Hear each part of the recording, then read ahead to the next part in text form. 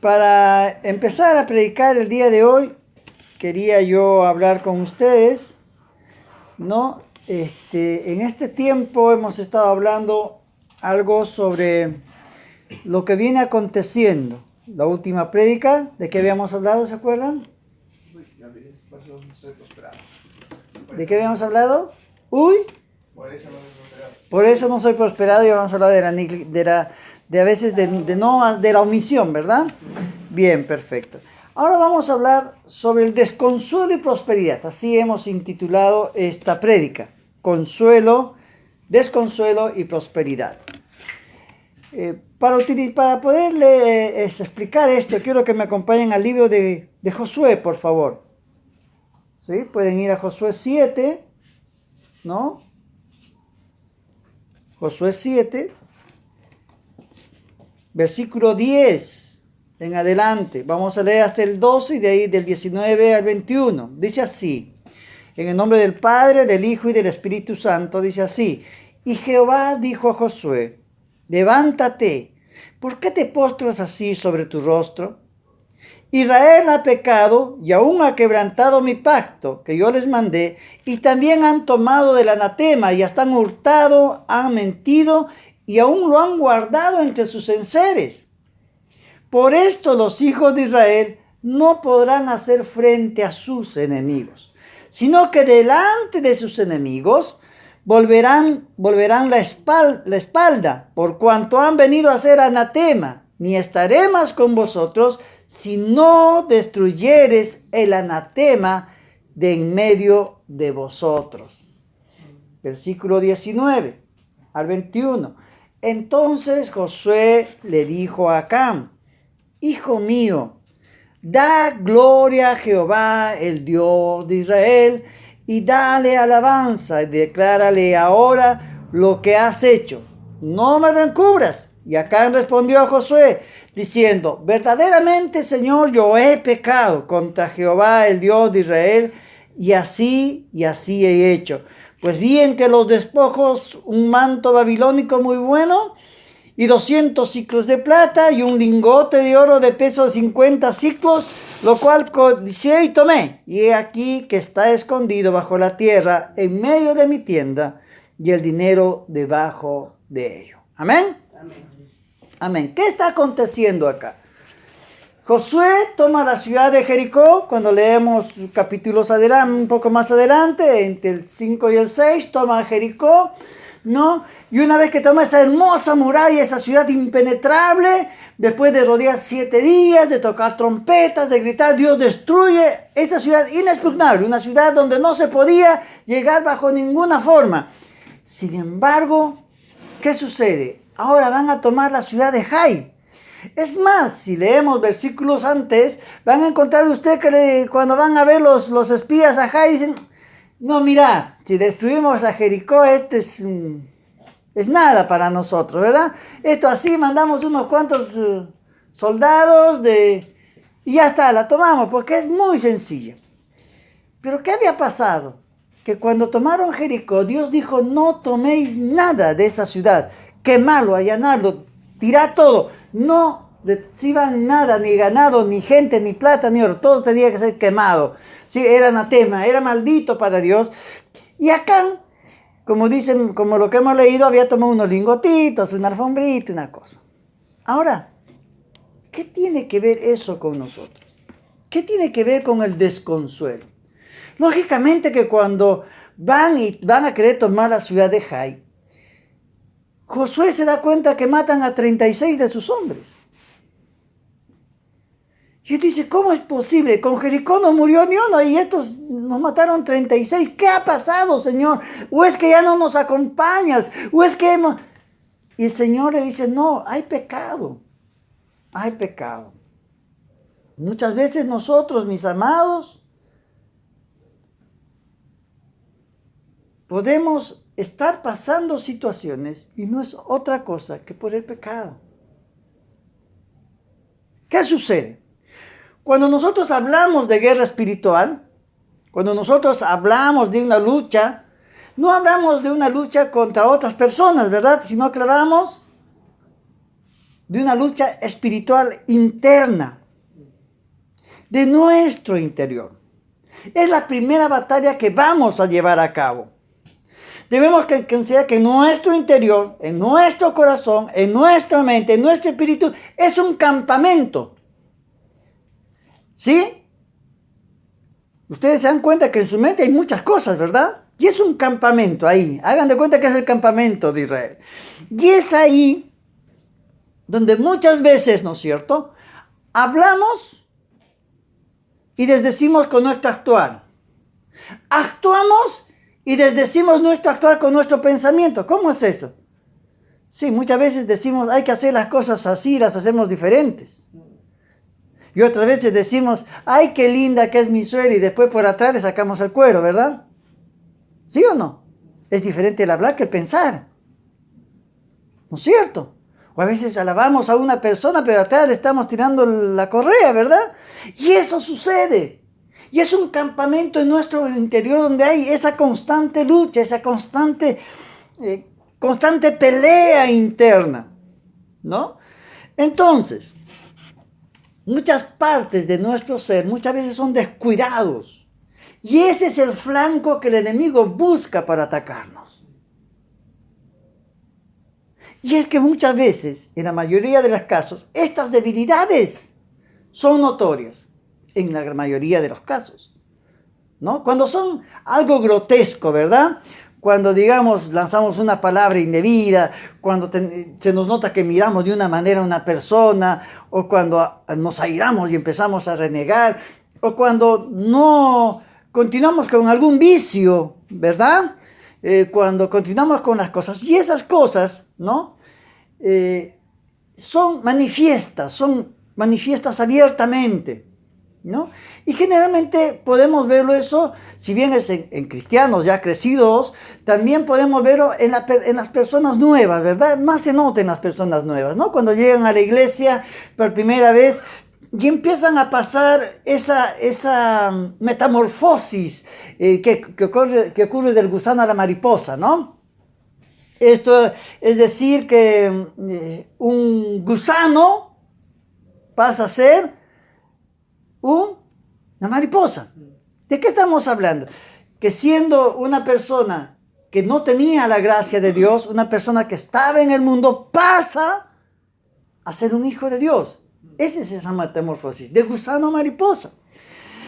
Pasa de un pensamiento que arrastra, ¿no es cierto?, a volar.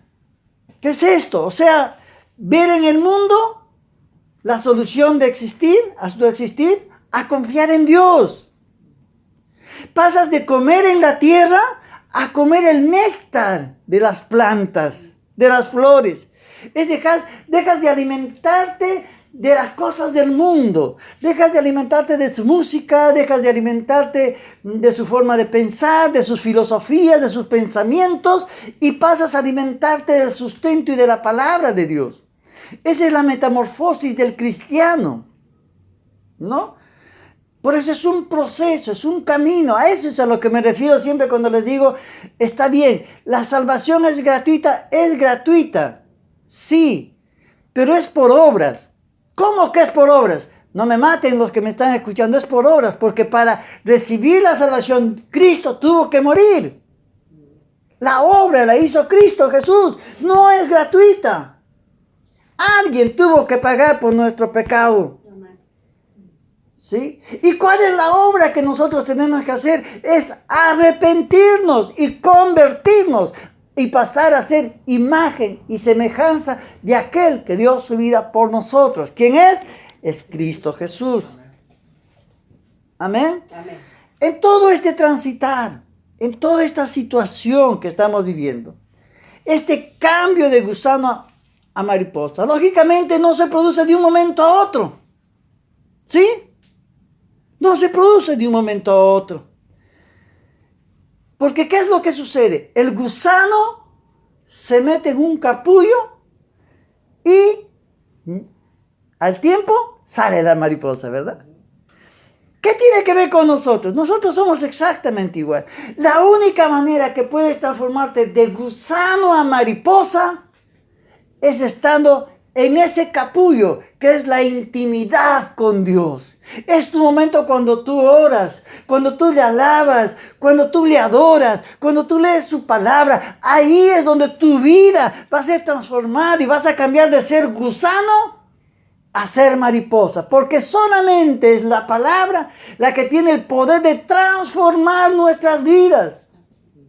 No hay otra manera, no hay otra forma. No voy a ser yo como pastor quien va a cambiar tu vida. Eres tú, porque tú necesitas tener esa intimidad con el Padre. Yo no puedo tener la intimidad con el Padre por ti.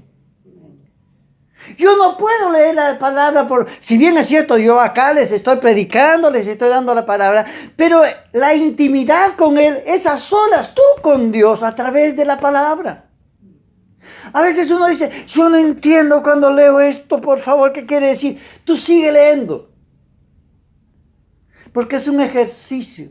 Y va a llegar el momento en que Dios te va a decir, hija mía, yo te quiero decir esto para ti. Yo tengo 4 hijos y a los 4 les hablo de diferente manera. ¿Por qué? Porque cada uno es especial. Cada uno es diferente. Son mis hijos, de la misma madre. Pero ¿qué sucede? Cada uno es especial. Yo hablo a un hijo de una manera, al otro hijo de otra manera, al otro hijo... Hasta bromeo de diferente manera a los 4. Les hago bromas de diferente manera. ¿Por qué? Porque así también actúa el Padre. ¿Sí? ¿Me dejo entender hasta ahora? Gloria a Dios. Gloria a Dios. Ahora, este cambio es solamente a través de la lectura, ¿verdad? Pero todo esto, lógicamente, estamos hablando de los que recién han llegado o tienen poco tiempo en el camino. Pero ¿qué sucede de aquellos que tenemos tiempo en el camino? Y que muchas veces hemos caído en esa monotonía, ¿no? De esas oraciones flash, que digo yo, ¿no? El Señor, amén, ¡bum! Largamos para afuera. O agarramos la palabra y ya ni la leemos. Ponemos el celular, versículo del capítulo del libro de San Juan, ¿no? Y lo escuchamos, y a veces nos dormimos encima. Ya está, ya escuché, chao, ¿no? Y eso no es. Hemos caído en una monotonía. ¿Y qué sucede? Eso debilita y crea brechas en nuestra fortaleza. ¿Sí? Vamos a la iglesia, vienen acá porque esperan que Dios le hable. Pero yo acá les hablo a todos. Porque hay una palabra que es para el pueblo. ¿No? Amén. Pero el que Dios les hable a ustedes, ¿cuándo lo van a recibir? Hagan de cuenta que somos unos... ¿Usted comería una vez a la semana nada más? No. ¿Tomaría agua una vez a la semana? No, ¿no es cierto? No, yo creo que ninguno acá, porque acá los veo todos gorditos. O por lo menos con fuerza, han venido caminando, han venido bien, ¿verdad? Porque han comido todos los días. Igual es la palabra. Digamos que ustedes vienen acá a comer un helado. ¿Qué les gusta a ustedes? ¿Comer una pizza? ¿Qué les gusta a ustedes comer un asadito? Bueno, los domingos vienen acá a comer eso. No vienen a tomar su caldito de pollo cuando hace frío. Ni a tomar su taza de leche con chocolate en la hora del desayuno. Así es la vida y así es la palabra de Dios. Tenemos que alimentarnos todos los días. Y cuando nosotros no hacemos eso, trae tristeza a nuestro corazón. ¿Cómo consolar nuestros corazones? Entre las muchas formas en que podemos consolar nuestros corazones, para empezar, debe haber un obligado examen de corazón. ¿Usted no ha visto a gente que, ay, estoy triste, pero de qué? No sé. ¿No conoce gente así? ¿Creyentes que hablan así? Ay, no encuentro paz, estoy angustiado.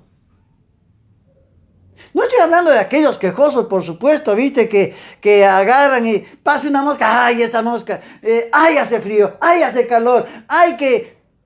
No estoy hablando de ese quejoso, que tienen por costumbre quejarse, eso va a ser tema de otra prédica. Estoy hablando del otro, de ese que siente un dolor en su corazón. ¿Sí? Que están esos pobres cristianos que están angustiados sin conocer de forma alguna qué es lo que les sucede. ¿Cuál es el motivo de que le está pasando esto? ¿Sí?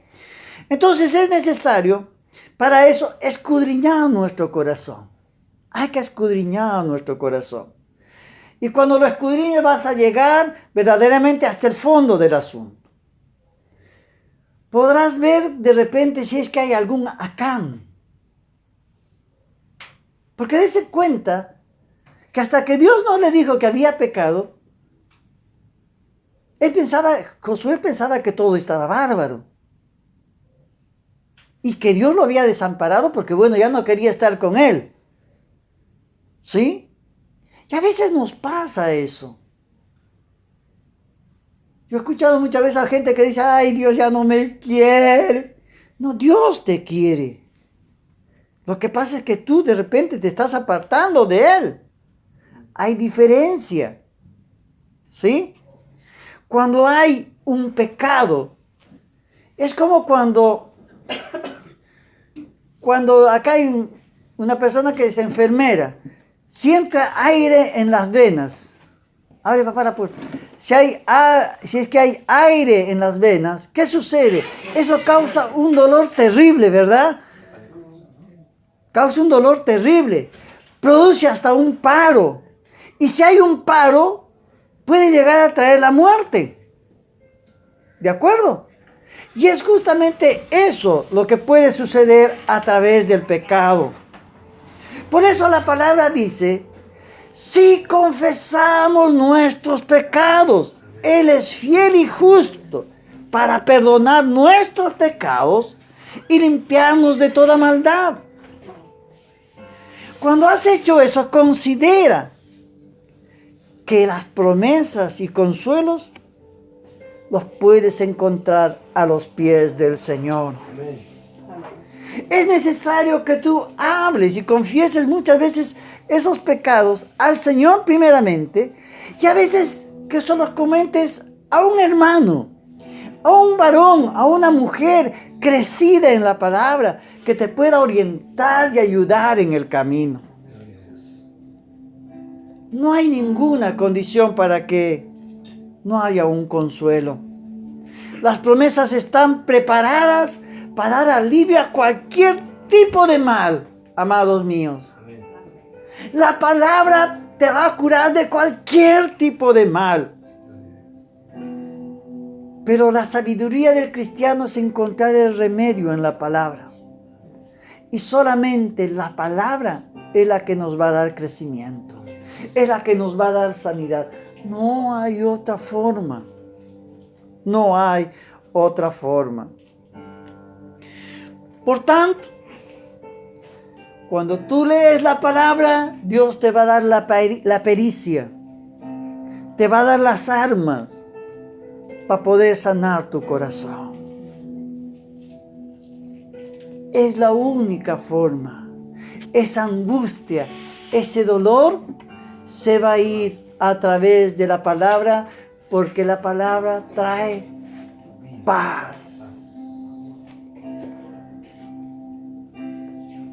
La angustia es carencia de paz. ¿Y qué es la palabra? Es nuestra consolación. ¿Por qué es necesario conocer la palabra para enfrentar lo que nos va a suceder más adelante? Porque el mismo Señor Jesucristo hizo lo mismo.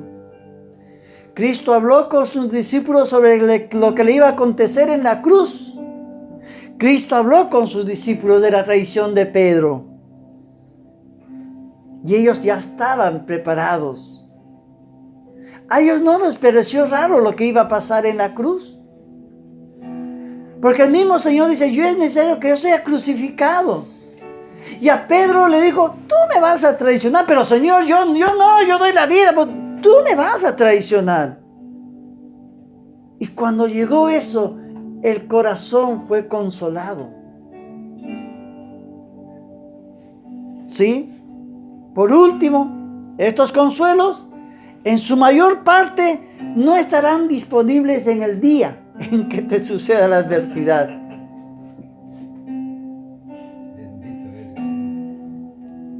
¿Por qué? Porque justamente el consuelo se busca en la prosperidad. ¿Sabe qué sucede? Nosotros hacemos lo contrario. Buscamos a Dios cuando tenemos dolor. Cuando tenemos que buscar a Dios cuando estamos bien. Cosa que cuando venga el dolor va a ser rechazado porque tenemos las armas. No es sabio buscar aprender la palabra cuando tenemos que utilizar la palabra. ¿Me dejo entender? No es sabio. ¿Por qué? Porque todo lo contrario, vas a sentir rechazo a la palabra. Y eso es lo que sucede en muchas iglesias. Hay muchos hermanos heridos y lastimados que cuando les sucede algo se van de la iglesia. ¿Pero por qué se van? Porque justamente no han sido preparados y no están adiestrados con la palabra. Y cuando uno va y le dice, hermano, es que esto le pasa porque usted, acá vino su falla. Ay, no, acá me juzgan, yo me voy. No, acá no hay amor de hermano. No es que no hay amor de hermano. Es que justamente si tú hubieras leído eso que te estamos leyendo, tú hubieras encontrado el consuelo y la causa de tu mal. El ocultar el pecado, hermanos míos, nos lleva a la cautividad. Nos lleva a estar presos de nosotros mismos. Seamos, por tanto, amados, buenos administradores de la palabra, para administrar bien nuestra alma. Y entonces solo tendremos paz, consuelo y gozo en Cristo Jesús. ¿Sí? ¿Por qué? Porque ya conocemos el final. Y cuando viene aflicción, cuando ha venido aflicción a nuestras vidas, yo me acuerdo un caso y con esto termino. Cuando yo llegué acá el año 95 y yo alquilaba en una cochera. Y llovía mucho y cada vez que llovía más adentro que afuera. Entonces mi mujer me dice, papi, ¿por qué sucede esto? Yo le dije, porque está escrito. ¿Cómo que está escrito? Sí, las zorras tienen cuevas, las aves tienen nidos, pero el Hijo del Hombre no tuvo dónde reposar su cabeza. ¿Tú eres mayor que el Señor?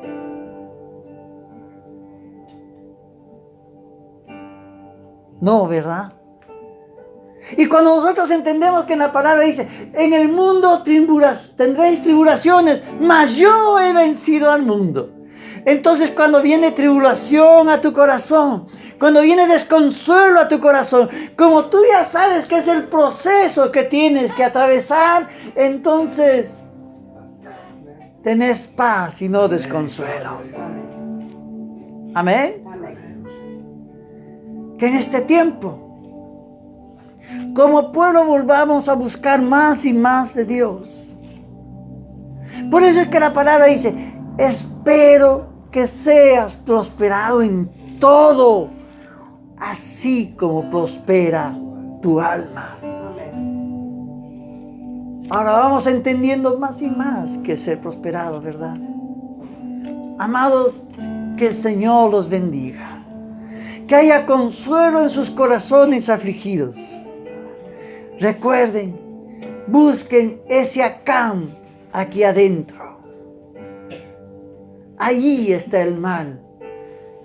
Sáquenlo. Vuélvanlo anatema. Quémenlo. Entréguenlo al Señor.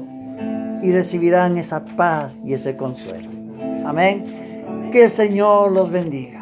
Que la paz del Señor esté con todos ustedes. Amén. Levantémonos y vamos a orar. Gracias, Señor. Gracias, Señor, porque tú eres el perfecto consolador. Gracias, Padre amado, porque nos amas, porque diste tu vida por nosotros. Padre amado, hay corazones afligidos y desconsolados, Señor. Tú pon paz en este momento. Ahí a los que nos están viendo a través de internet, Señor, dales paz a su corazón.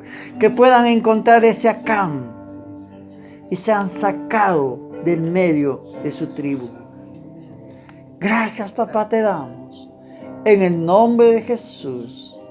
Amén, amén y amén. Que el Señor los bendiga. No se olvide, salude a su hermano. En el nombre de Jesús. Amén.